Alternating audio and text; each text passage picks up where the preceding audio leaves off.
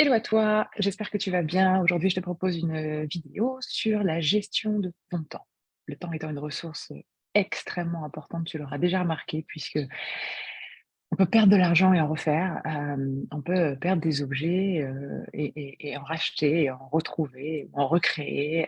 Par contre, le temps, une fois qu'on l'a perdu, très très compliqué de le récupérer. C'est impossible, tu l'as déjà remarqué. Le temps est une ressource extrêmement précieuse, donc je te propose de prendre cette vidéo très, très au sérieux pour garder vraiment un équilibre entre ta vie professionnelle et ta vie personnelle et que tout soit réalisé de manière efficiente et productive pour toi. C'est pas un mot, je sais que productif peut être un mot un peu désagréable parfois, ça peut mettre un certain stress, mais ici, ce que je cherche à t'apporter dans cette vidéo, c'est que tu puisses avoir cet équilibre de vie. Tu vois, on va en parler. On va rentrer tout de suite dans le vif du sujet. Ce que je te propose déjà, pour commencer, c'est de faire le point. Où est-ce que tu en es, toi, avec ta gestion du temps? Très important, tu sais, pour pouvoir modifier, améliorer quelque chose, changer quelque chose, il faut savoir d'où est-ce qu'on part. Donc, d'où est-ce que tu pars avec ta gestion du temps? Si tu devais te mettre une note entre 0 et 10, je t'invite à l'écrire. Si tu as un petit carnet avec toi, quelque chose, mais où est-ce que tu en es, toi, dans ta gestion du temps? Est-ce que tu as l'impression d'être super bien organisé ou est-ce que tu te sens ultra dispersé, que ça va pas du tout et que tu as l'impression que tu cours derrière ton emploi du temps? Mets ta note et ensuite demande-toi pourquoi est-ce que tu en es là? Qu'est-ce qui, selon toi, fait que tu en es là? Qu'est-ce qui t'empêche d'avoir une note de 10 sur 10 dans ta gestion du temps? Et là, je t'invite à faire une petite liste de une petite bullet point là, une petite liste de OK, voilà ce qui m'empêche, voilà ce qui m'empêche, voilà. Mais tout ce qui te passe par la tête, qu'est-ce qui t'empêche? Est-ce que tu as l'impression que c'est le contexte dans lequel tu évolues? C'est l'environnement dans lequel tu évolues? Est-ce que c'est parce que tu as le sentiment de ne pas savoir dire non et que tu dis toujours oui à tout et que tu te retrouves débordé? Est-ce que c'est parce qu'on ne te l'a jamais appris? Je sais pas. Marque tout ce qui te passe par la tête. Note, fais cette liste de pourquoi tu en es là, qu'est-ce qui te fait mettre cette note aujourd'hui et puis demande-toi où est-ce que tu aimerais être, ne serait-ce que, dans une semaine, dans un mois, au fur et à mesure comme ça, avec toi des petits objectifs en disant où est-ce que tu aimerais être. Donc maintenant que bon, n'hésite pas à mettre pause sur cette vidéo évidemment pour faire les exercices que je te propose, super important. Là, si tu as besoin de mettre pause pour faire ta liste de points, bah, tu mets pause, tu fais ta liste de points et après tu reviens sur cette vidéo. Maintenant que tu sais où est-ce que tu en es, on va voir comment améliorer tout ça. Alors déjà, ce qu'il faut savoir, c'est que je sais que j'ai devant moi des entrepreneurs et des entrepreneurs, mais j'ai avant tout des êtres humains. Et la gestion du temps, c'est d'abord la gestion de ton temps en tant que personne et en tant qu'être humain, avant de celle en tant qu'entrepreneur. La gestion du temps, elle est souvent un peu trop ramenée uniquement à la notion de travail. On a tendance à remplir son agenda de rendez-vous professionnels ou de tâches à réaliser. Et après, il reste plus rien pour le reste, pour toutes les autres parties de sa vie, pour soi, pour sa famille, pour son temps personnel, pour son plaisir, etc. Du coup, demande-toi, qu'est-ce que tu fais de cet équilibre yin-yang dont tu as besoin? Cet équilibre de travail, action et en même temps de repos, de récupération, de plaisir et de bien-être. Je pense qu'une vie productive, elle se réduit pas uniquement au travail, évidemment, c'est pour ça que je disais que le mot productif pour moi est pas un mot désagréable. En fait, une vie productive, c'est accomplir tout ce que l'on souhaite dans un temps souhaité pour tous les domaines de sa vie, OK? Donc l'idée ici, ce que je vais t'inviter à faire, c'est à choisir ton agenda. Alors évidemment, on a parfois certaines tâches qui sont, obligatoires. Je parle de tâches, mais des obligations de vie, évidemment. Mais autour de ça, on a la possibilité de construire son agenda. Et un excellent agenda, selon moi, est basé sur nos priorités et non sur ce qu'on doit faire. Alors, c'est quoi nos priorités, hein? Alors évidemment, c'est à la fois tes priorités en général dans la vie. Ça peut être, par exemple, ta famille, ça peut être, une certaine contribution que tu as envie d'apporter dans le monde et après il y a les plus courtes priorités qui sont sur des temps. Par exemple, tu viens de rentrer dans cette formation, bah, ta priorité, ça va être de faire cette formation, de la suivre et d'être focalisé dessus. Ça ne veut pas dire que tu vas mettre de côté ta famille, ça ne veut pas dire que tu vas mettre de côté les autres priorités de ta vie. C'est pas comme ça qu'il faut faire et ça ne fonctionnera pas comme ça. Donc, ton agenda, il doit être proactif et non réactif. Ok, quand il est réactif, c'est que tu cours derrière ton agenda. Quand il est proactif, c'est qu'il est bien construit le mieux possible pour être basé sur ce qui est prioritaire pour toi. Et il doit aussi t'aider à réaliser un minimum d'actions pour un maximum de résultats. Je ne sais pas si tu connais la loi de Pareto, c'est la loi du 80-20. Ça veut dire quoi? Ça veut dire que idéalement, il faudrait que 20 de tes actions détermine 80% de tes résultats et non pas l'inverse. Parce que tu imagines, tu passes 80% de ton temps pour 20% de résultats, c'est extrêmement frustrant. Donc l'idée, c'est d'arriver à l'inverse. C'est-à-dire que 20% de l'énergie des actions que je vais mettre en place, elles vont être tellement focus et optimisées qu'elles vont déterminer 80% de mes résultats. Donc du coup, je t'invite à te poser cette question. Quelle est l'action? Souvent, quand tu as quelque chose à faire, demande-toi quelle est l'action qui va t'apporter un maximum de résultats pour un minimum d'efforts. Et c'est comme ça que tu vas pouvoir commencer à optimiser une partie de ton temps. Aussi, une information importante que j'ai appris au fur et à mesure de mon travail en tant que coach, de sophrologue, d'entrepreneur, c'est que ce n'est pas vos clients ou les autres qui font votre agenda, c'est vous qui le faites. Alors, bien sûr, toujours basé par rapport à la réalité. On est d'accord que moi, dans mon agenda, il y a des choses que je ne maîtrise pas énormément. Par exemple, aller chercher ma fille à l'école ou l'amener à l'école le matin, bah ça, c'est l'école qui gère mon agenda sur cette partie-là. Mais pour le reste, je peux organiser mon temps le mieux possible. Et je me suis rendu compte qu'à une époque, quand j'étais en construction de mon activité et que j'avais besoin d'argent, j'avais tendance à prendre tous les clients qui passaient et peu importe les horaires et j'avais un agenda en gruyère et c'était une catastrophe et j'avais peur de perdre ces clients et c'est pour ça que je m'adaptais à eux. Du coup, j'avais un agenda qui était fondé sur la peur de ne pas réussir à faire, la peur du jugement, la peur de perdre des clients, la peur de perdre de l'argent et cetera et cetera. Et à un moment donné, je me suis dit: «Bon maintenant ça suffit, c'est, moi d'abord, c'est ma priorité, mon bien-être, mon équilibre d'abord» et c'est comme ça que je pourrais apporter ensuite. Si je me sens bien, je peux ensuite me permettre d'apporter tout ce bien-être autour de moi et ce qui est mon métier. Donc ce n'est pas vos clients, les autres qui font votre agenda, c'est au maximum vous-même. Donc c'est vous qui placez vos horaires. Si vous ne voulez pas travailler le week-end et le soir, vous ne travaillez pas le week-end et le soir et vous allez trouver des clients en face. Vous allez trouver vos clients d'âme en face qui sont adaptés à votre agenda à vous et vous allez voir que ça fonctionne à un moment donné, finalement, les gens finissent par s'adapter. Donc, un excellent agenda, il est d'abord adapté à toi. Ensuite, je vais te parler des 3 piliers pour optimiser ton temps, qui sont vraiment à prendre en compte, qui sont vraiment super importants. Donc là, ce que je veux dire, c'est super important. Ton temps, il doit être organisé en fonction de 3 choses. Premièrement, ton corps, ta biologie, tes rythmes à toi, ton équilibre à toi. Si tu es pas du matin, arrête de te mettre des rendez-vous le matin. Si tu es pas du soir, arrête de te mettre des rendez-vous le soir. Et puis parfois, notre biologie, elle varie aussi. On a des phases de vie où ça va un petit peu moins, et cetera. Il faut que ce soit adapté à toi, il faut que ce soit quand même cadré, mais flexible. D'accord? Moi, mon agenda, il est hyper cadré. Si on regarde mon agenda, on se dit: «Waouh, c'est hyper carré, à chaque heure, il y a machin, il y a des trucs». Alors peut-être pas à chaque heure, mais presque, voilà, tout est bien cadré. Mais il est flexible parce que si je me sens pas bien, si j'ai besoin de le gérer autrement et ben, je peux le bouger et heureusement. Donc il doit être adapté à ton corps, à ta biologie, à tes rythmes, à toi. Ensuite, deuxièmement, ton temps doit être organisé en fonction de ce qui compte le plus pour toi, ton idéal actuel, ce qui compte le plus pour toi, actuellement. Donc là, c'est dans cette formation. Ce qui compte certainement le plus pour toi, c'est de créer, ce business pour toi, de créer cette entreprise, cette contribution, ce message, cette création que tu as envie de développer dans le monde, ce que tu as envie d'apporter à tes clients d'âme. C'est certainement ce qui compte le plus pour toi et il y a peut-être d'autres éléments qui sont les plus importants pour toi. Si développer une relation, si tu as mis l'accent, par exemple, sur développer une relation très profonde avec, ton fils, ta fille, avec un de tes enfants ou avec tes enfants, si c'est important pour toi en ce moment, il faut que ça fasse partie de ton agenda.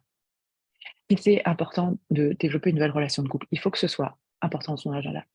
Si tu as besoin, si tu es fan de musique, si tu es fan de cinéma, je ne sais pas, et que ça te ressource, il faut que ça fasse partie de son agenda, ce qui compte le plus pour toi. Donc, ton temps doit être organisé en fonction de un, ton corps, ta biologie, tes rythmes à toi, 2, ce qui compte le plus pour toi, tes priorités, et 3, en fonction évidemment de ta réalité actuelle. Tu remarqueras que je l'ai mis en troisième, la réalité actuelle. C'est-à-dire que évidemment, il y a une réalité qui fait que parfois, bah, on a un agenda qui est un petit peu chamboulé par rapport à notre réalité actuelle. OK, bien sûr qu'il faut la prendre en compte, mais d'abord ta biologie, d'abord ses rythmes et d'abord ce qui compte le plus pour nous et effectivement notre réalité actuelle. Ce que je te propose, c'est un petit exercice. Tu vas pouvoir répondre à ces questions. Tu mets pause sur cette vidéo à chaque question et tu réponds à ça pour voir un petit peu où est-ce que tu en es. Donc, première question que je te propose. Quelles sont tes priorités profondes? Est-ce que tu as une priorité actuellement sur ta santé? Ah, attention, la santé, c'est toujours prioritaire, mais peut-être qu'en ce moment, il y a quelque chose de particulièrement prioritaire pour toi sur ta santé. Est-ce que ta priorité profonde, c'est ta famille, ou ta relation de couple, ou ta relation avec tes enfants, ou une relation particulière avec un membre de ta famille qui fait qu'en ce moment, c'est cette priorité. Est-ce que ta priorité actuelle profonde, c'est la contribution que tu veux apporter à travers ce que tu es en train de développer? Voilà, note quelles sont tes priorités, vraiment. Puis s'il y en a d'autres, tu notes ça. Deuxième question, est-ce que ton agenda actuel est en accord avec tes priorités? Est-ce que dans ton agenda, si ta priorité c'est la santé, est-ce que dans ton agenda, il y a des choses qui sont en rapport avec cette santé? Est-ce que tu prends du temps pour toi? Est-ce que tu as du temps sur ta santé pour aller faire de l'exercice physique ou pour te former sur quelque chose en rapport avec la santé? Si ta réalité, excuse-moi, ta priorité actuelle profonde, c'est la contribution, qu'est-ce que tu as mis dans ton agenda pour pouvoir développer cette contribution que tu veux apporter? OK? Donc, est-ce que ton agenda actuel, il est en accord avec tes priorités? Ensuite, demande-toi, combien de temps est-ce que tu gaspilles sur des choses qui sont peu importantes? Qu'est-ce que c'est? Alors attention, des choses peu importantes, parfois ça peut faire du bien d'aller regarder, une série, un film ou quoi que ce soit, bien sûr, pour faire de mais est-ce qu'on se divertit vraiment parce qu'on a ça prend un temps et que ça nous fait du bien ou est-ce qu'on perd son temps? Combien de temps on passe sur les réseaux sociaux à juste, scroller le mur et regarder un petit peu et regarder, regarder, regarder et hop, on est aspiré par ce truc-là alors qu'on pourrait faire autre chose à ce moment-là? Combien de temps gaspilles-tu pour des choses peu importantes? Demande-toi vraiment, mets-toi un chiffre en pourcentage. C'est 10 de ton temps, 20, 30, 40, 50. Est-ce que c'est plus? C'est j'espère pas pour toi, mais où est-ce que tu en es par rapport à ça? Et donc, qu'est-ce qui doit changer? Qu'est-ce que tu dois mettre en place pour arrêter de gaspiller ce temps sur les choses peu importantes et mettre du temps plus sur tes priorités? Je t'invite à mettre pause sur cette vidéo et à répondre à ces questions. Une fois que ça c'est fait, on va voir ensemble quelles sont les 4 clés d'une réussite pour optimiser ton temps. 4 clés d'une réussite pour optimiser ton temps. La première clé, c'est de prendre le temps de planifier. En fait, on met toujours ce truc-là un peu trop de côté, comme si c'était pas important de planifier. Mais c'est super important de planifier. C'est ça qui va te permettre d'optimiser ton temps derrière. Donc, pensez à planifier, mais pas au mois ou à l'année, c'est beaucoup trop lent. Même si vous pouvez avoir des objectifs, bien sûr, sur le mois et l'année. C'est pas ce que je veux dire. Mais ce que je veux dire, c'est que planifier, c'est planifier à la semaine, à la journée. C'est le dimanche, par exemple, vous prenez un temps et vous dites, OK, c'est quoi mes 3 top priorités de cette semaine qui doivent être réalisées? Et ensuite, à la journée. Peut-être que chaque soir ou chaque matin, ça c'est selon toi, selon ton rythme biologique à toi. Chaque soir ou chaque matin, tu vas te demander: «Qu'est-ce que je dois faire pour la journée qui arrive? Quels est mes top 3?» Moi, je t'invite à top 3 de tes 3 priorités de la journée et qu'est-ce que je dois avoir dans mon agenda pour réaliser ces 3 priorités? Et c'est ce que tu vas faire en premier. Priorité égale je fais en premier. D'accord? Et prends le temps surtout de revoir ton agenda tous les 3 à 6 mois. Ensuite, deuxième clé, déléguer. Déléguer pour récupérer du temps. En fait, on connaît ce truc-là, mais la délégation reste en général très difficile pour un entrepreneur parce qu'on a l'impression d'être plus efficace soi-même, on a l'impression qu'on est plus rapide tout seul, on a l'impression qu'il y a que nous qui sachons super bien faire et du coup, c'est ce qui fait que certains ont beaucoup de mal à passer à l'action et qui ont du mal à passer, d'entrepreneur indépendant à chef d'entreprise avec quelque chose qui une grosse machine en place qui nous permette de énormément contribuer. Mais déléguer, c'est super important parce que, on se rend compte aussi que déléguer, c'est aussi dans sa vie personnelle, hein, c'est pas que dans sa vie professionnelle. Par exemple, est-ce que tu as délégué, je sais pas moi, le ménage que tu fais chez toi, par exemple, est-ce que ça te prend du temps? Est-ce que tu aimes faire ça? Et dans ce cas-là, continue de le faire si ça crée un équilibre pour toi. Et si tu n'aimes pas faire ça et que ça te prend du temps, est-ce que tu as pris une femme de ménage pour pouvoir déléguer cette partie-là? Donc, on peut déléguer des choses professionnelles, mais on peut déléguer aussi des choses personnelles. C'est super important de sortir un petit peu de cette tendance à vouloir toujours tout faire et à vouloir toujours tout contrôler. Délègue un maximum ce que tu peux déléguer. Troisième clé, réduis le temps de tes rendez-vous, de tes réunions, de tes meetings, que ce soit, ceux que toi tu as créés ou essayer de trouver un moyen de réduire ceux que toi tu n'as pas créés mais auxquels tu es ou que tu participes. OK? Super important de faire ça. Il y a une loi qui s'appelle la loi de Parkinson, je sais pas si tu la connais. Cette loi de Parkinson, elle dit un truc, c'est que ce que tu as à faire s'adapte toujours au temps que tu as. Donc si tu as 2 heures pour faire une réunion, bah, je t'assure que si d'un coup tu te dis: «On n'a plus qu'1 heure pour la faire», en fait, tu vas réussir à faire ce qu'il y a à faire dans l'heure. Elle n'est pas obligée de durer 2 heures, elle va durer une demi heure et 1 heure ou une demi heure et on va être beaucoup plus efficace, beaucoup plus efficient à passer des messages qu'on a besoin de passer de manière plus voilà et tout le monde aura plus de temps derrière pour faire ce qu'il a à faire. Hem, Qu'est-ce que je peux te dire aussi là-dessus sur réduire le temps de tes rendez-vous? Ou est-ce que tu peux faire aussi, par exemple, si tu as des rendez-vous, avec des clients et que tu planifies moi, par exemple, mes coachings, ils sont placés les uns derrière les autres et j'ai 10 minutes de pause entre chaque coaching, ce qui me permet, bah, je m'étale pas parce que si j'ai un coaching et que j'ai personne derrière, j'ai remarqué que j'ai tendance à m'étaler et à prendre un peu plus de temps avec la personne. Mais si d'un coup, j'ai 1 heure de coaching et que derrière j'ai un autre rendez-vous, je peux pas traîner et du coup, je suis efficace pendant cette heure-là. Pareil pour la demi-heure, si j'ai une demi-heure de coaching, hop, une demi-heure derrière, bref, peu importe. Mais si vous enchaînez certains rendez-vous comme ça, moi, c'est ce que je fais en général pour éviter d'avoir des gruyères. Et en fait, en général, pendant ces trous-là, on a tendance à faire plus long et du coup, ça nous fait perdre du temps. Donc, enchaîner les rendez-vous, c'est beaucoup plus efficace. OK. Et quatrième clé, super important, apprenez à dire non. On a un peu trop tendance à dire oui à tout pour faire plaisir, pour ne pas blesser, pour être bien vu, pour être aimé, pour ne pas perdre. Par réflexe, ou par impression de contrôle aussi, bref, pour tout un tas de raisons, on a tendance à dire: «Oui, oui» et puis en fait, après, on se rend compte que, en fait, c'est pas OK à l'intérieur de nous et qu'on a dit «oui», mais en fait, on aurait préféré dire «non». Donc il faut apprendre tout simplement à dire «non». Donc tu es pas obligé de dire «non» tout de suite, mais dans un premier temps, peut-être, au lieu de dire «oui», on peut peut-être déjà dire: «Je vais réfléchir» ou «Je t'apporte une réponse, d'ici 24 heures» ou «Demain matin». OK. Ça vous permettra de prendre le temps de savoir si c'est vraiment utile, si ça fait partie de vos priorités et si vous avez vraiment envie de le faire ou non et de savoir si c'est motivé par une peur de pas être aimé, de perdre, de manquer de quelque chose ou si c'est vraiment motivé par un élan du cœur, que vous avez vraiment envie de le faire et que ça fait partie de vos priorités. OK.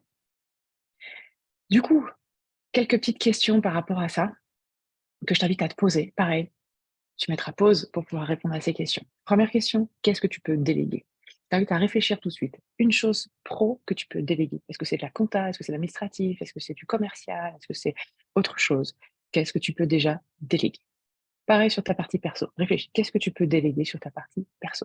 Est-ce que c'est aussi de l'administration? Est-ce que c'est des repas? Est-ce que c'est du ménage? Est-ce que c'est autre chose? J'invite à réfléchir à ça. Donc tu mets pause et tu prends le temps de réfléchir, OK, qu'est-ce que je peux déléguer pour gagner du temps?